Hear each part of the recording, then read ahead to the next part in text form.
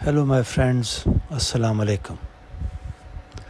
Today, we are going to address the question, how can we prove God? I mean, is there God? And we will try to tackle it outside the revealed scriptures or any divine teachings of any religion. So, let's begin, my friends, with the various arguments now. The first is the argument from design. Let's look around us. When we observe this universe, starting from our own existence to the balance of ecosystems, to the fine-tuning of the universal physical laws, these things appear to be purposeful and very finely and delicately managed and ordered. They are not a manifestation of any random or chaotic act. My friends, even many non-religious scientists admit that the universe appears designed, though they may differ on what or who designed it, but they certainly agree on the fact that there is a designer behind this design. So this is first argument. Number two, this is called the first cause argument, which means that everything around us has a cause. For example, a tree comes from a seed, a building is made by an architect, a car comes from a factory. But this chain of causes cannot go back forever. Logically speaking, there must be a first uncaused cause that started everything. Correct? My friends, that first cause must be outside of time and space, beyond what it causes. Isn't that correct? I hope it makes sense. And that must be incredibly powerful. My friends, let's move to the third argument. The third argument is the argument from moral awareness.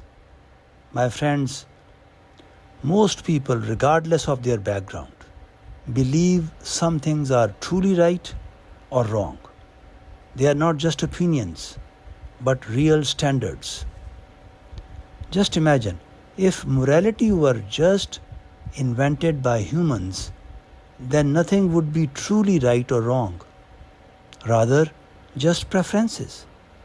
But deep down we feel that justice, kindness, and truth matter. And that points to a moral source higher than humans. I hope it is clear, my friends. So this is the third argument, called argument from moral awareness. Let's move on to the next one. That is called the argument from consciousness.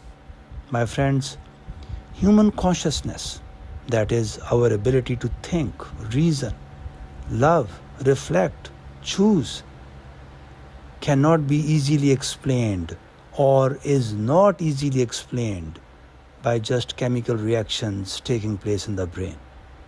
My friends, how could something purely physical like atoms and molecules give rise to awareness and inner experience? My friends, consciousness points towards something non-physical, invisible in us, and perhaps to a greater conscious being that gave rise to all minds.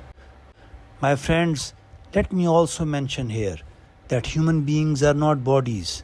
We are actually minds. We are conscious beings. You can call that mind, you can call that conscious being, you can call that soul, you can call that invisible being. But we are certainly not these bodies. We are like drivers of these bodies we are living in.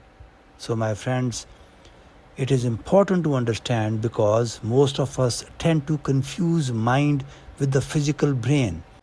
My friends, physical brain is just like a computer, which is actually used by the mind, that conscious being, which we really are, sitting in this body and using that computer to manage our body. I hope it is clear now. Now the next argument. The next argument is called the argument from meaning and longing. My friends, most human beings seek purpose in life. They seek love. They seek beauty. They seek truth. My friends, these longings seem too deep to be meaningless or accidental. My friends, to understand this, let's use a common sense reflection. Why would we feel hunger if food did not exist?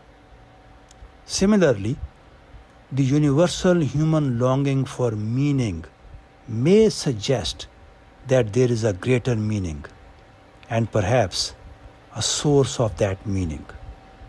My friends, I hope we have learned something from these various arguments I made in terms of the proof of God.